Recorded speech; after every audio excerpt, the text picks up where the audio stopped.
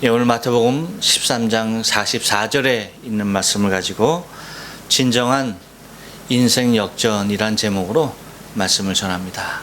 우리 다 같이 한번 인사할게요.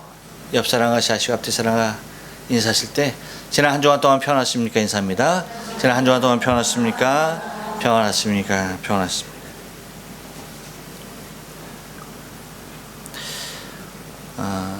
저는 지난 주간 어머님의 팔순을 맞아서 한국에 잘 다녀왔습니다. 추석날, 그러니까 주일이었죠. 주일이 추석이 어머님 항상 생신이었어요. 음력으로 하다 보니까 늘 그날이 생신이었습니다. 이제 팔순을 맞이해서 그날 밤에 도착을 해서 어머니의 얼굴을 뵀습니다. 물론 동경에는 아픈 며느리 둘이 각각 집을 지키고 있었고요. 건강한 두 아들만 밤 비행기를 타고 한국으로 갔습니다. 그러다 보니까 재미있는 현상이 일어났어요. 뭐냐면 35년 만에 35년 만에 딱 5식구가 모이는 일이었습니다. 그래서 또 35년 만에 소풍을 다녀오게 되었습니다. 35년 전에는 안양에 살고 있었어요. 그래서 안양에서 그 망해암이라고 있습니다. 그 망해암이라는 이름은 뭐냐면 그 날이 밝은 날 그 바위에 올라서서 보면은 서해 바다가 보인다. 그래서 망해암입니다. 그리로 가서 거기 그 망해암이 그 반석이에요. 돌이 넓은 데가 있어요. 거기서 이제 도시락을 같이 먹었던. 그래서 우리 집이 어디냐 하면서 아주 성냥감만한 그러한 건물들을 이렇게 찾아가면서 했던 그런 생각이 났습니다. 35년 후에는, 그러니까 지난 주일이었죠. 지난주는 임진각 평화공원에 5식구가 갔습니다. 그래서 도시락을 펴놓고 거기서 도시락을 먹었습니다. 35년 만에 일이었습니다. 참 그 세월이 많이 갔어요. 그래서 부모님의 모습도 많이 변했고 나와 같았을 아버지의 모습을, 당시의 모습을 제가 하고 있는 그 모습을 보면서 여러 가지 교감이 있었던 시간이었습니다. 그러면서 이제 그 차로 이동하면서 우리 김용진 집사님이 누나한테 그러는 거예요. 요즘은 로또 어서 사? 어서 사야지 되느냐고 그렇게 묻는 거야. 로또는 왜 이렇게, 아니 오랜만에 나가서 한번 사보려고 하니까 그런 거 왜 사? 그런 거 살 필요가 없어. 기독교인이 그런 걸 왜 사? 왜 거기에 왜 저기 해? 하면서 왜, 아니 뭐 내가 뭐 하면서 뭐 그냥 사보려고. 왜냐하면 한국에 있을 때 매주 로또를 샀거든요. 그리고 일본에 와서도 인터넷을 통해서 한국 로또를 구입했습니다. 근데 어느 날 갑자기 로또가 아마 2,000원으로 오르면서인가부터 그 사행심 조작 뭐 그런 것을 저지하는 차원에서 인터넷으로 구매가 안 되는, 그렇죠?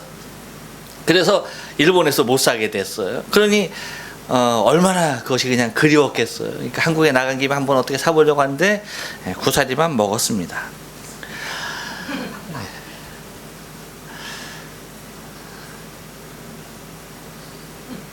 제가 정보를 드릴게요. 11, 18, 26, 27, 40, 41, 보너스 25. 이것이 어제 670회 로또 1등의 숫자였습니다. 참고적으로 항상 로또 1등에는 연속적인 숫자가 들어간다. 하는 것을 여러분에게 귀뜸을 해드리면서, 이거 굉장한 팁이에요. 그러니까 잘 받아주세요.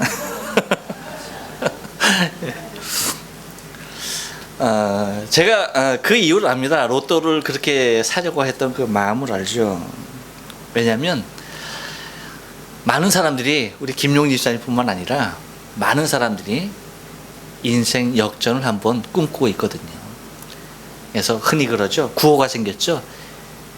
인생 역전 로또. 이렇게. 잘 모르시는군요. 회사를 퇴직하거나 아니면 또 회사를 입사하려는 사람들도 회사를 입사하지 아니하고 아예 처음부터 벤처기업이나 자영업을 꿈꾸는 사람들이 많이 있습니다.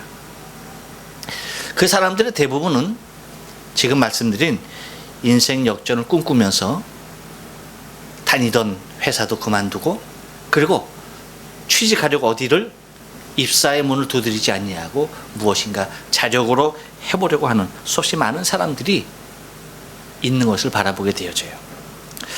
이에 따라서 성공한 사람들도 꽤 있고요. 또한 실패한 사람들도 많이 있습니다. 근데 공통적인 것은 뭐냐? 아직 인생 역전은 이루지 못했다는 겁니다. 어느 정도 성공한 사람에게도 당신이 인생 역전을 하셨습니까? 아직이라고 그래요. 정말 내 떳떳이 내 입으로 나는 인생 역전했습니다 라고 말하는 사람을 그렇게 만나보기 힘든지 모르겠어요. 여러분, 오늘 본문을 통해서 주님은 우리에게 5번째의 천국 비유를 우리에게 들어주고 있습니다. 근데 이 밭에 감추인 보화의 비유를 통해서 우리에게 천국을 말씀하고 계시는데, 이 말씀은 한마디로 하면 무엇이냐? 인생 대역전입니다. 옆 사람에게 얘기해줘요. 인생 대역전입니다. 예. 주님께서 우리에게 사행심을 조장하기 위해서 이 밭에 감추인 보화의 비유를 들어주는 것이 아닙니다. 인생 대역전을 꿈꾸라고 많은 사람들이 꿈꾸고 있는 그 꿈을 꾸라고 우리에게 말씀하시는 것이 결코 아니에요. 44절 말씀 우리 다 같이 읽었지만 제가 한 번 더 여러분에게 봉독해 드린다고 한다면, 천국은 마치 밭에 감추인 보화와 같으니 사람이 이를 발견한 후 숨겨두고 기뻐하여 돌아가서 자기의 소유를 다 팔아 그 밭을 샀느니라. 예수님께서 천국의 비유를 말씀을 쭉 하시면서 5번째로 말씀하시는 비유가 바로 이 말씀이에요. 밭에 감추인 보화를 통해서 우리에게 천국의 소망을 심어주고 있는 것을 바라보게 됩니다. 여러분, 요즘 계속해서 천국을 꿈꾸고 있습니까? 예. 대답이 조금 있는 거 보니까 아직은 멀은 것 같아요.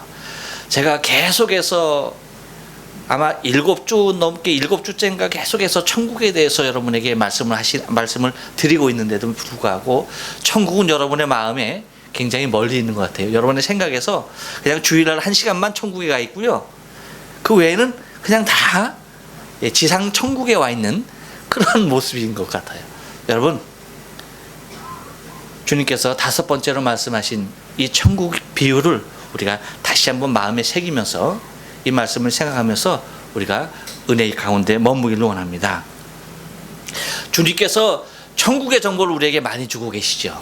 이 밭에 감추인 정보, 또 어떤 천국이 있을까? 어떠한 모습의 것을 우리가 발견해야 될까 하는 것입니다. 한번 따라서 합니다. 보화는 숨겨져 있는 것입니다.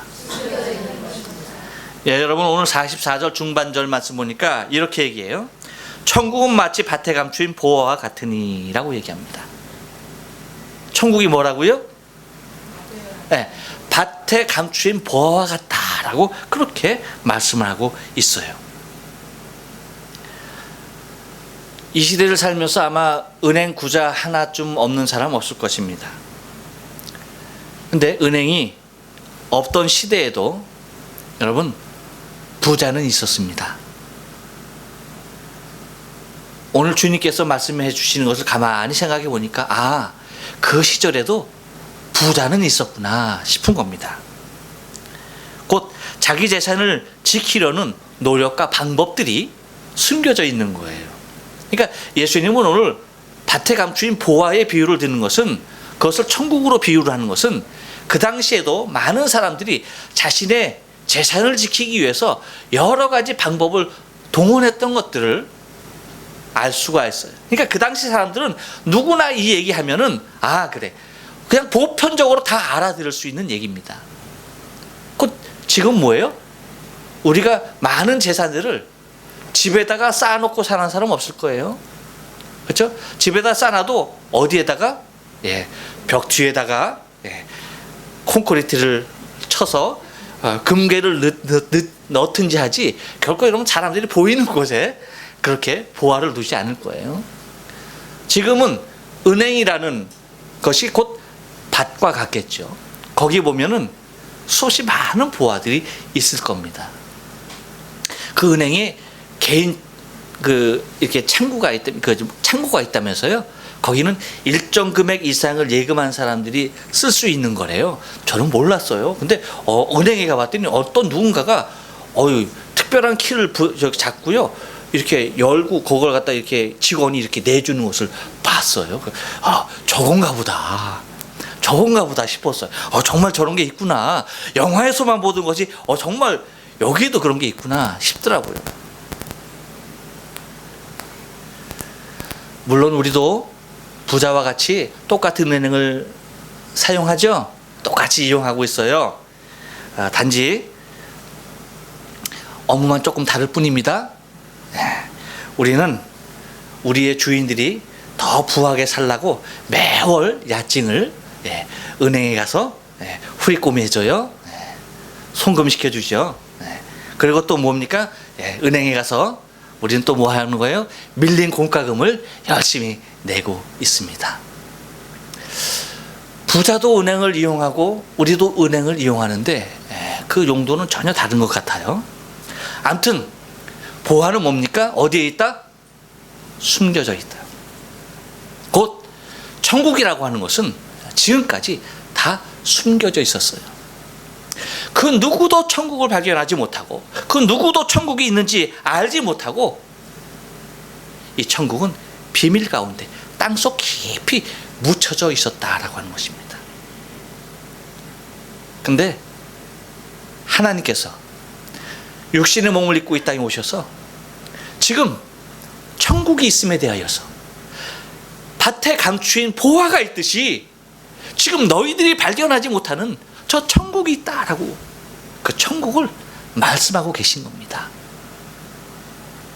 근데 많은 사람들이 이 천국을 마치 신기루처럼 생각하고 있어요. 어쩌면 보이고 어쩌면 사라지고, 가다 보면 있겠지 하고 가면 없어지는,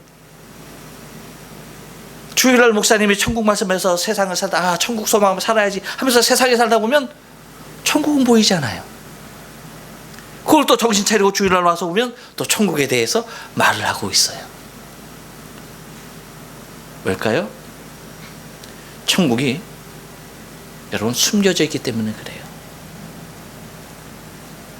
오늘 다섯 번째 예화를 통해서, 다섯 번째 비유를 통해서 우리에게 말씀하시는 주님의 음성 가운데 천국이 확실하게 발견되어지는 시간이 되기를 원합니다. 감춰져 있는 그것을 우리는 찾아내야 돼요. 주님께서 말씀을 통하여서 우리에게 밝히 보여주고 있다는 겁니다. 천국은 숨겨져 있기 때문에 그것을 찾아내는 일이 필요하다는 거예요. 우리의 힘으로 찾을 수가 없기에 주님은 직접 오셔서 천국이 있다, 천국이 있다, 천국이 있다, 바로 천국에 대해서 말씀하십니다. 그래서 회개하라, 천국이 가깝다. 회개할 이유도 뭐예요? 천국에 들어가기 위해서. 그러니까 주님이 이 땅에 오셔서 말씀하신 가장 첫 번째 얘기도 천국이었고, 마지막 우리에게 간청하면서 7가지 비유를 들어주는 것도 천국에 관한 것이고, 내가 너희를 위하여 처소를 예비하면 나 있는 곳으로 너희를 다시 와서 내가 너희를 데리고 가겠다라고 말씀하시는 것도 천국입니다. 처음부터 마지막까지 주님은 천국을 위하여서 우리에게 오셨고 그것을 강력하게 말씀하고 계세요. 그렇기 때문에 우리가 주님께서 이 말씀하신 천국을 반드시 발견해 내야 합니다. 오늘 감추했던 것을 여러분 내 심령 가운데 밝히 찾아내는 역사가 있어지길 원합니다. 한 번 더 따라서 합니다. 사람에겐 가치의 발견이 있어야 합니다. 그렇습니다. 여러분 44절 중반절에 보니까 또 이렇게 얘기해요. 사람이 이를 발견한 후에 라고 얘기합니다. 그렇죠? 여러분 보화를 발견했다라고 하는 것은 다른 것이 아닙니다. 다시 말하면 가치의 발견이에요. 가치를 찾은 거예요. 가치 있는 것이 무엇인지에 대하여 눈을 뜬 것입니다. 무엇이 참 가치를 지닌 것인지에 대하여서 눈을 뜨게 되었다는 것이죠. 이 땅에 사는 사람들이 각자 나름대로의 가치를 가지고 살아갑니다. 그래서 우리는 인생에 자신의 가치관을 가지고 그것을 위하여서 살아가요. 그런데 주님께서 우리에게 주시는 가치는 감춰진 것을 발견해내는, 발견한 그것에 어떠한 가치가 있는지에 대하여서 그것을 발견하는 데 있다라고 하는 것입니다. 그래서 우리 인생에게 있어서 가장 중요한 것은 가치의 발견인데 그것은 다른 발견이 아닙니다. 예수가 되어야 믿습니다. 예수가 내 인생에 참된 가치가 되어져야 하는 거예요. 그분이 내 인생에 있어서 둘도 없는 내게 가장 소중한 가치로 올 때에 비로소 인생은 참된 의미를 회복하게 되는 것입니다.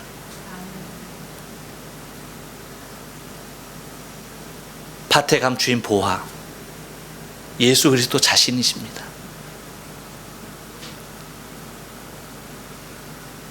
이것보다 귀한 것이 없는 거예요. 지금까지는 내가 소중했고 내 가족이 소중했고 내 사업이 소중했고 내 건강이 소중했고요. 내가 가진 물질이 소중했어요. 그런데 밭에 보화를 발견한 이후에 내 가치는 더 이상 내 건강도 아니었고요. 내 생명도 아니었고요. 내 사업도 아니었고 내 물질도 아니었습니다. 예수가 내 인생에 가장 참 가치를 주는 것이었음을 발견하게 되는 것입니다. 보화를 발견한 이후에 이 사람의 모습은 전혀 달라지고 있는 것을 바라보게 되어져요. 여러분, 우리의 낙이 없는 인생 가운데 예수 그리스도를 만난 것, 그것만큼 여러분 우리에게 은혜가 어디 있습니까? 그것만큼 큰 소망이 어디 있습니까? 그것만큼 큰 기쁨이 어디 있어요?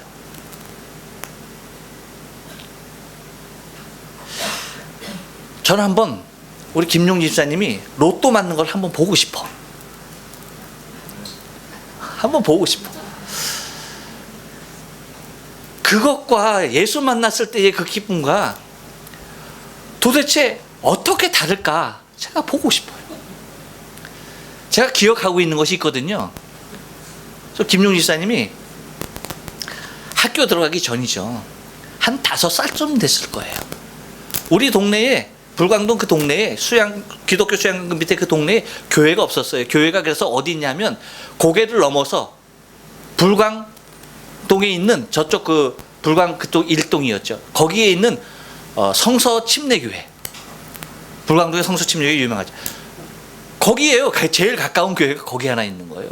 그러다 보니까 여름마다 어떻게 했냐면 방학 때마다 선생님들이 남자 선생님 둘이 왔던 것 같아요. 한 분은 키가 컸고요, 한 분은 키가 작았어요. 그분들이 오셔가지고 그러니까 동네에서 그냥 여름 성경학교, 지금으로 말하면 여름 성경학교 그거를 해주는 거예요. 근데 그걸 하고 나서 한 친구가 안 나온 거예요. 그게 아마 걔가 이름이 생각이 안 나네. 승만이가 안 나왔구나. 승남이가 기억하네. 승남이가 안 나왔구나. 그러니까 그걸 갖다가 이제 전해주러 가는 거야. 근데 그걸 갖다가 막 전해주러 그냥 5살짜리가 막 뛰는 거 얼마나 귀엽겠어요. 그걸 갖다가 이제 선생님이 보고 온 거야. 그래갖고 선생님이 거기에 이제 감동이 돼갖고 상을 하나 줬어요. 제가 그걸 기억하고 있거든요. 그 기쁨. 그러다 보니까 로또를 만났을 때는 어떤 기쁨이 있을까? 어떤 표정을 지을까? 그것이 비교하고 싶은 거예요. 그때 그 기쁨보다 더 큰 기쁨일까? 예수 만나고 그 기쁨보다 로또 만난 기쁨이 더 큰 기쁨일까? 한번 보고 싶어요, 모습을. 여러분, 근데 정말 우리는 예수 만난 그 기쁨과 그 감격 가운데 살아가는, 여러분, 그 모습이 더 강력합니까? 아니면 세상에 그 어떠한 것, 물질적으로 보이는 어떠한 그 가치, 그것이 내게 조금 더 주어진 것에 대한 그 기쁨이 더욱 충만한 것일까? 한번 생각해 보고 싶어요. 여러분, 비교가 되지 않을 줄로 믿습니다. 가장 큰 것은 다른 것이 아닌 예수가 나를 찾아와 주신 것. 예수를 만나서 내 죄의 문제가 해결되고 영생의 기쁨이 내게 온 것. 그것만큼 여러분, 우리에게 있어서 참된 가치는 없는 것이죠. 그 구원의 기쁨과 감격만큼 우리에게 있어서 소중한 것은 없는 것입니다. 그런데 여기에 대해서, 이 비유에 대해서 문제를 제시할 경향이 하나 있습니다. 그것은 뭐냐면 그 바로 다음에 있는 말씀인데 한번 따라서 합니다. 윤리나 도덕이 가치의 기준이 아닙니다. 예, 여러분, 숨겨두고라는 말이 있어요. 보화를 발견했어요. 근데 이 밭이 누구의 밭입니까? 자기 밭이 아니에요. 남의 밭입니다.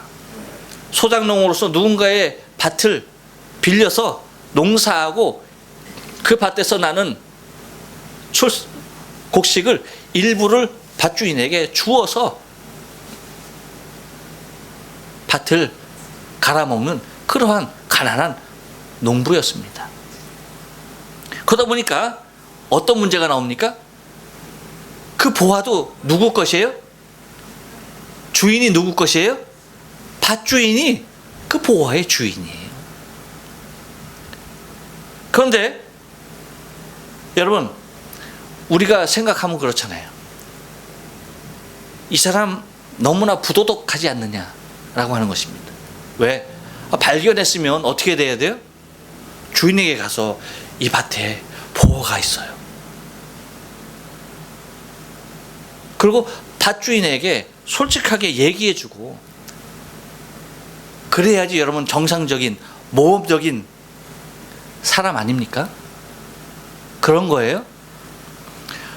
여러분, 그런 거 모르고 예수님께서 보화의 비유를 통해서, 밭의 보화를 비유를 통해서 저 천국을 말씀하셨겠습니까? 아니죠. 여러분, 구원을 얻고 우리가 하나님의 나라의 백성이 되고 천국을 소유하는 것은 도덕과 윤리로서 될 수 있는 문제가 아니라는 겁니다. 아셨어요, 여러분? 도덕과 윤리로 우리가 차지할 수 있는 천국이 아니고 만날 수 있는 주님이 아니에요.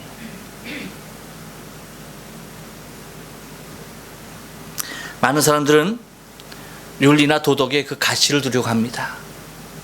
하지만 도덕과 윤리가 구원에 있어서, 천국에 있어서 가치가 될 수가 없어요. 그것을 초월해서 있는 것입니다. 그것과는 비교할 수 없는, 내 힘으로 되어진 것이 아니에요. 내 공로로 되어진 것이 아니에요. 내가 밭 갈기 전에 이미 보화는 그 밭에 있었습니다. 내가 밭을 갈기 때문에 보화가 있는 것이 아니고 이미 보화는 그 밭에 있었던 거예요. 이것은 어쩌면 보화가 나를 찾아와 준 것과도 같은 것입니다. 그러니까 내 힘과 내 의지로서 차지할 수 있는 부분이 결코 아니라는 것입니다. 그러므로 여러분, 우리의 천국에 대한 아름다운 소망은 내 힘과 노력으로 될 수 있고 그것으로 얻어서 내가 기뻐할 수 있는 그것이 아니라는 것입니다. 내 힘과 내 의지와는 상관없이 나에게 주어진 것이기에 오히려 더 소중한 것이 아닐 수가 없다는 것입니다. 그래서 여러분, 요즘도 수없이 많은 사람들이 이 도덕과 윤리를 기준으로 해서 저 천국에 가려고 하고, 또한 무엇인가 자신의 공로에 의지해서 하나님을 만나려고 하는 그 모습들이 있습니다. 그렇지 않습니다.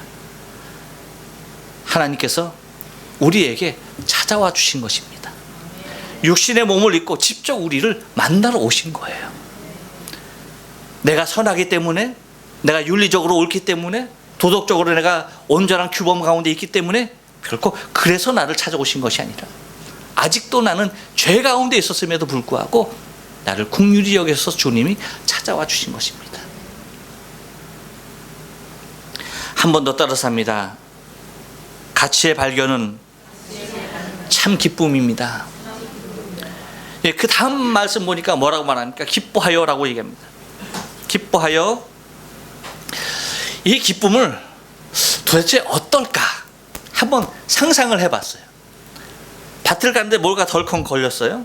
그래서 이게 뭐냐? 직감적으로 올 수도 있겠지만 뭐냐? 파봤는데 거기서 누런 황금 덩어리가 하나 턱컹 걸려서 눈에 번쩍 보이는 겁니다. 하나인 줄 알고 파봤는데 거기에 수도 없이 많은 보화들이 있는 거예요. 금덩이와 더불어서 엄청난 화폐가 거기에 헤아릴 수 없는 돈이 거기에 숨겨져 있는 겁니다. 그걸 발견했을 때에 그 기쁨이 어떠했을까라고 하는 것입니다.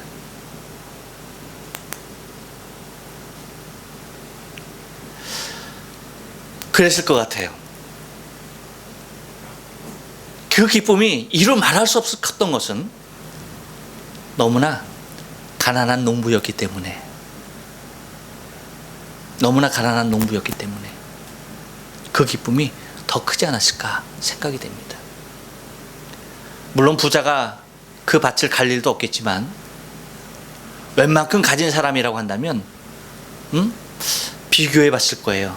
무엇과? 내 재산과 함께.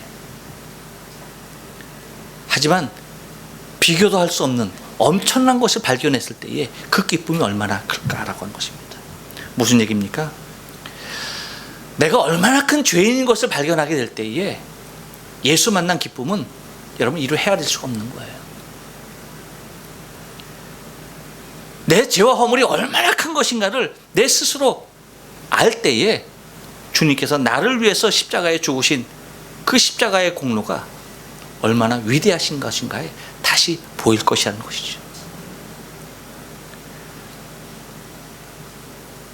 내가 일말의 가치 없이 멸망받아야 마땅한 존재임에도 불구하고 하나님이 오셔서 나를 구속하신 것에 대한 그 기쁨이 커지려면 내가 어떠한 죄인이었는지에 대한 분명한 내 현주소가 발견될 때에 여러분 그 기쁨은 이루 말할 수가 없는 것이죠. 그래서 주님께서 들어주신 1만 달란트 빚진 자의 비유가 그렇습니다. 임금에게 1만 달란트를 탕감받습니다. 근데 그는 와서 자기 동무 100데나리온 빚진 자를 옥에 가둡니다. 갚으라고. 그랬을 때 그 소식을 임금이 듣고 부릅니다. 내가 너에게 탕감해 준 것이, 그것이 기쁨이 있고 그것이 감격이었다면 네 동리를 사하여 주지 못할 수가 없다는 거지요. 마찬가지입니다, 여러분. 우리에게 있어서 저 천국이 기쁨이 되는 것은 이 땅이 우리에게 주는 아픔과 이 땅에서 내가 살아가는 그 모습에 대한 고통이 큰 사람일수록 저 천국의 기대는 더욱더 많을 것입니다. 우리에게 있어서 진정한 천국의 기쁨이 되어야 되는 것은 여러분 내 삶이 고달퍼서가 아니라 하나님께서 나를 위하여서 친히 이루어진 그 은혜에 감격하게 될 때에 그 몫은 더 커지게 돼 있는 것입니다. 그래서 그는 기뻐하지 아니할 수가 없었다는 것입니다. 한 번 더 따라서 합니다. 참 가치는 삶의 변화를 일으킵니다. 44절 이제 하반절 말씀 보니까 이렇게 얘기해요. 돌아가서 자기 소유를 다 팔아 그 밭을 샀느니라 라고 얘기합니다. 그러니까 지금까지 남의 밭에서 소작농으로서 살아가는 이유가 무엇이었겠습니까? 여러분 한번 생각해 보세요. 왜 지금 남의 밭에서 농사하며 살아가고 있는가라고 하는 것입니다.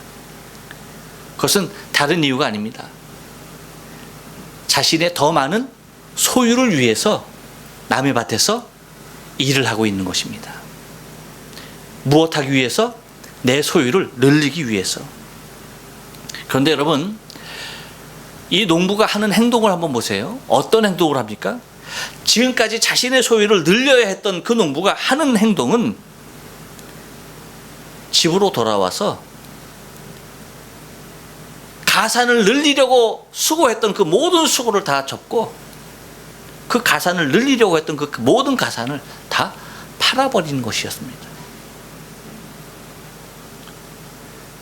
지금까지 자신의 소유를 위해서 살아왔던 그 모든 것을 단 한순간에, 그것도 아무런 꺼리낌 없이, 재고의 여지 없이, 미련 없이 한꺼번에 팔아버린 것입니다. 이유가 뭡니까? 곧 진정한 가치의 발견입니다. 무엇이 참 가치인지 그것을 발견했기 때문이죠. 자기가 갖고 있는 지금까지 수고하며 애써서 벌어왔던 모든 가산을 다 정리해도 그 밭에 있는 보화 일부만도 못했기 때문입니다.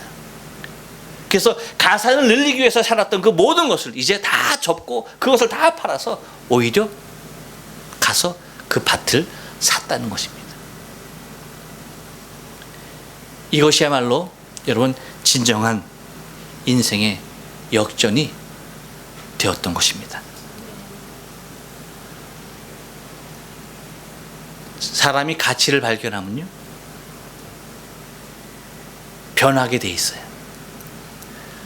참 가치를 발견하면요, 그 가치가 그 사람을, 삶을 변화시키며 움직이게 돼 있습니다. 며칠 전에 미국 오리건주죠, 로즈버그 한 커뮤니티 칼리지에서 머서라고 하는 재학생이 쏜 총에 의해서 많은 사람이 죽었습니다. 근데 거기에 하나의 미국의 영웅이 탄생했죠. 그것은 크리스 민츠라고 하는 30살 먹은 재학생이었습니다. 7발의 총상에서도 살아있고 자신이 총을 맞으면서도 희생을 줄이려고 어떻게 해서든지 제어하려고 했던 그 모습이 이제 세계인들에게 귀감이 되어지는 그 놀라운 일이 벌어졌습니다. 그 로즈버그가 우리 산이 강의가 졸업한 그 캐년빌에서 조금 위에 있는 동네에 있는 학교예요. 그러니까 그 학교로 예방주사 맞으러 거기까지 이제 갔던 기억도 있고 그렇다고 그래요. 지금도 아마 우리 선교사님들 중에서 그쪽에 보낸 학생들이 있을 텐데 아마 굉장히 놀랐지 않았겠나 그렇게 생각이 되어집니다. 근데 저는 물론 크리스 민츠도 엄청난 영웅이지만 어쩌면 인생 대역전극을 펼친 사람이기도 하지만 저는 거기에서 죽어갔던 9명의 생명이 어쩌면 진정한 인생 역전을 맛본 사람들이 아닌가 싶습니다. 총으로 쏴서 죽일 때에 한 가지 물었죠. 머서가 묻습니다. 크리스찬이냐? 나 크리스찬이다. 그러면 뭐라고 그랬습니까? 내가 너를 3초 후에 1초 후에 하나님을, 네가 믿는 하나님을 만나게 해주겠다 하면서 바로 쏴서 죽였습니다. 그 자리에서. 여러분, 우리가 생각해 볼 필요가 있어요. 그런 물음을 하고서 쏘고 크리스찬이 아니다라고 하면 그냥 다리 부분을 쐈어요. 그래서 부상을 입힙니다. 네가 크리스찬이라고 할 때 나 크리스찬이다 하면 내가 너 하나님 지금 만나게 해주겠다라고 다시 쏩니다. 그러한 상황 속에서 네가 크리스찬이라고 하는 크리스찬이냐라고 하는 그 질문 가운데 내가 크리스찬이다 라고 그렇게 말할 수 있었던 이유가 뭘까? 무엇이겠습니까? 무엇이 그들이 지금 내가 크리스찬이라고 얘기하면 당장 죽어야 하는 것을 알면도 불구하고 크리스찬이냐라고 할 때 그렇다, 크리스찬이다 라고 그렇게 대답할 수 있었을까라고 하는 것입니다. 진정한 인생 역전을 했던 사람들이기 때문에, 진정한 인생 역전의 소유자였기 때문에, 예수 만나서 저 천국의 소망이 있었기에 그 순간의 죽음의 두려움의 공포 앞에서도, 지금 총소리에 죽어가는 그 생명 앞에서도 나는 크리스찬이다 라고 하면서 주님을 만날 수 있었던 일이 아닌가 싶습니다. 여러분, 주님은 이 땅에 보하러 오셨습니다. 당신을 우리에게 주심을 통하여서 당신 곧 생명, 당신의 보화를 우리에게 주심을 통하여서 저 천국의 소망을 가지고 이 땅의 생명의 삶을 저 천국을 위하여 살아갈 수 있도록 우리를 이끌어 주셨습니다. 저와 여러분 인생 역전하신 분들입니다. 정말 지옥 형벌 가운데 있어야 할 우리를 저 천국으로 끌어올리신 예수 그리스도를 만남으로 말미암아서 인생 역전의 용사가 되었습니다. 바랍니다. 여러분, 진정한 인생 역전한 삶을 살아가는 저 천국 시민권을 가지고 살아가는 저와 여러분의 신앙의 삶 되어지길 주님의 이름으로 축원합니다. 기도하십니다.